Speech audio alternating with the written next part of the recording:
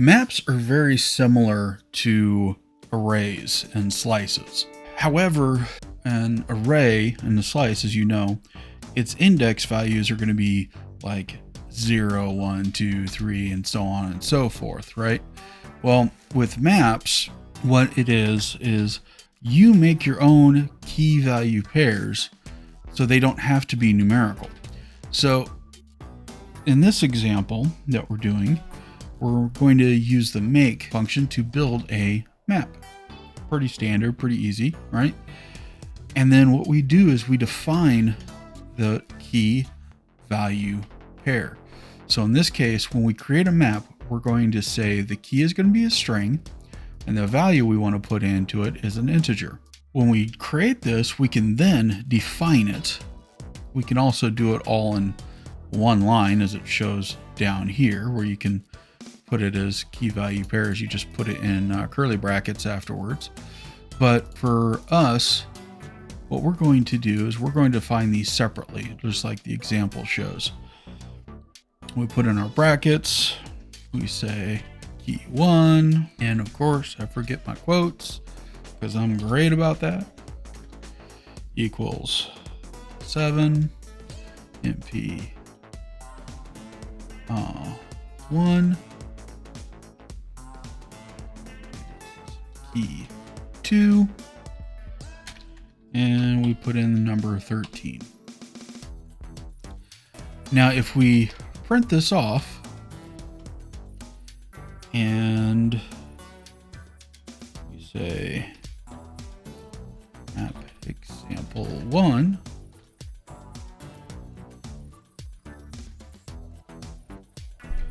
we'll save that and we'll go ahead and print it.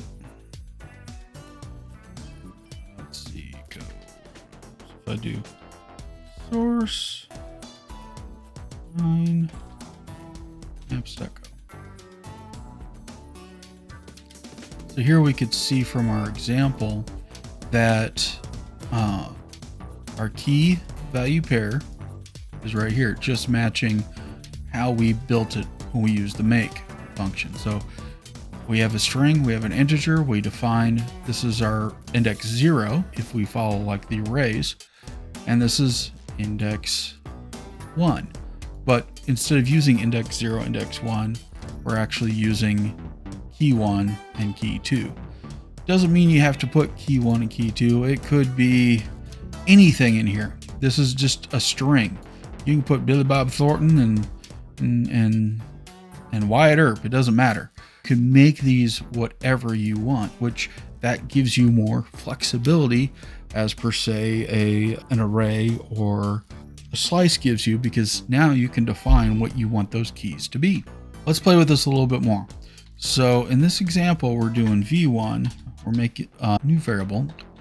We're taking our map example and we're taking our key 1 that we created, and we're going to just print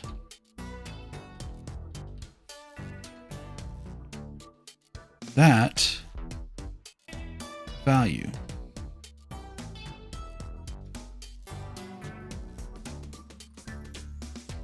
So here we're pulling out a single key and we're getting its value out when we do a print.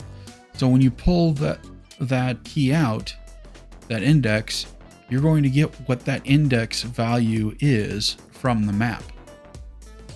So it's just something to keep in mind when you're working with these. Similarly, in our next example shows, we'll just due to time, we'll just copy and paste this. If we do 3 here, that wasn't created yet, then what that does is it actually gives us an empty value, a null value. So since this is an integer, we're getting 0. Now, if this was a string value, instead of an integer, we would get a null. So this just shows there's nothing there. It doesn't exist. The interesting part about this though, is if we do a length, like the example shows here, then what we have is we only get the length of what we put into the map. So since we only put 2 keys in here with values assigned to them, it's only 2. Even though we're checking for 3 here, it doesn't matter. Now, if we defined a key 3 up here, then this is going to change the length to 3. So something to keep in mind that when you're working with these is that maps, its length is going to match whatever it contains in data. You don't have to, like an array, define it as only a certain length, or it's kind of like a slice in a way where you can add in additionals as you go if you need to by just defining and adding another key value pair to the map that you're working with. So it's kind of cool. Working with maps, you can also delete certain keys using that delete. I keep wanting to say command because I'm so used to scripting. But if we say MP1 and we just want to delete key 2, now if we print this,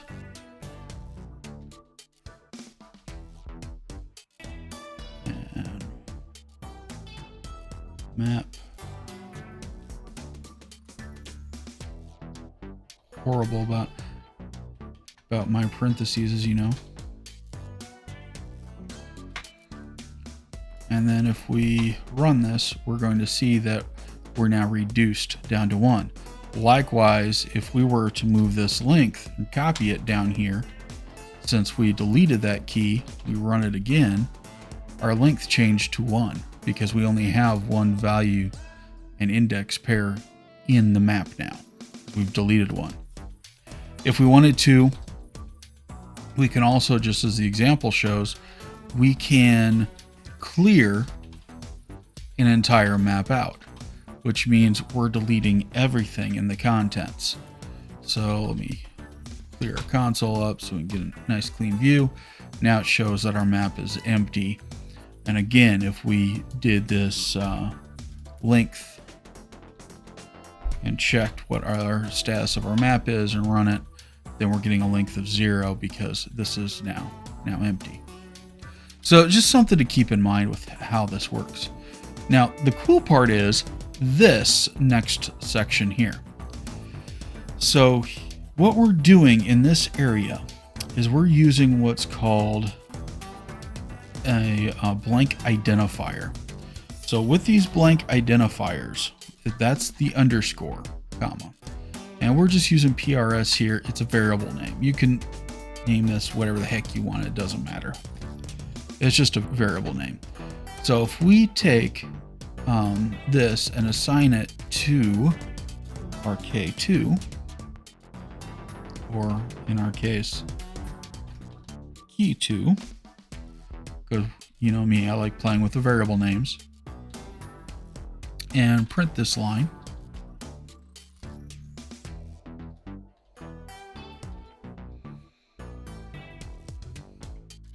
What we're doing here is we're actually saying to in the program, I don't care what's in here. I want to know if it's empty or not. To know that, this is what I love about IDEs. Hover your mouse over it. Now you'll notice here that you're going to see where this says var PRS bool.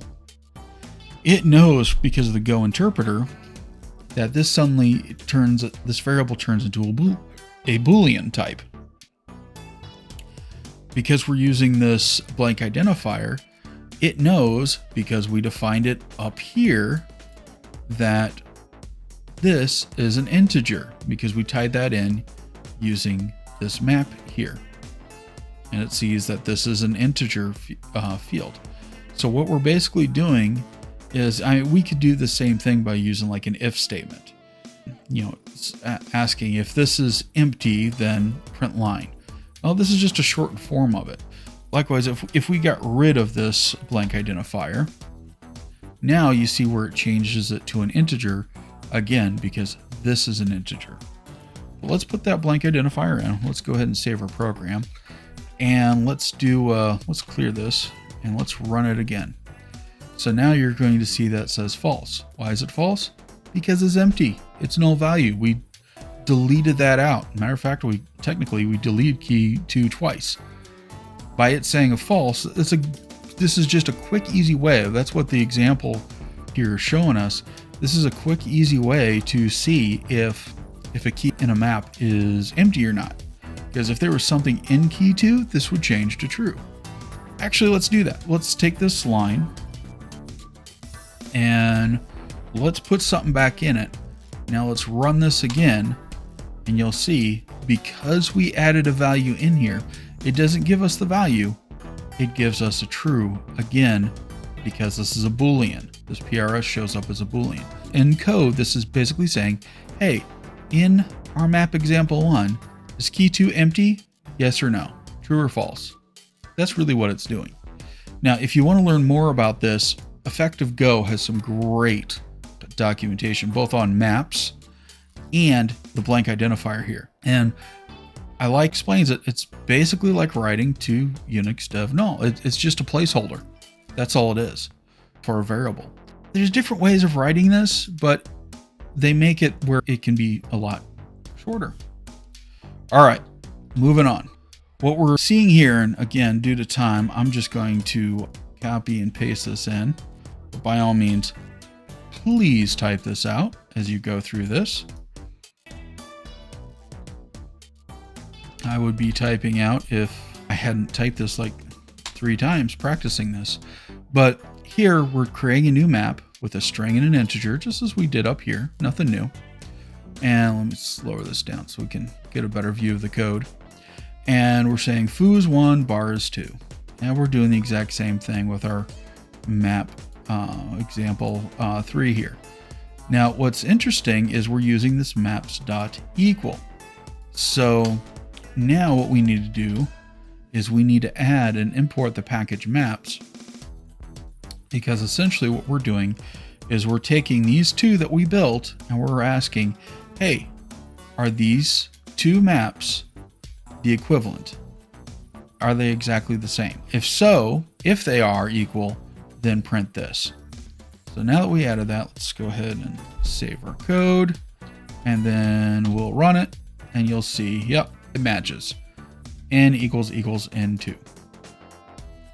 So that's about it for maps. As you can see, it's very easy to create key value pairs. You can define them, make them the way you want. You can work with them very easily by deleting, clearing out an entire map.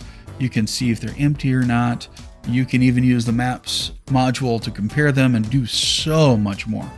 By all means, definitely check out the maps documentation here, as this is a very handy package, just like the FMT format package. Very, very handy. All right, and I will see you in our next video talking about range.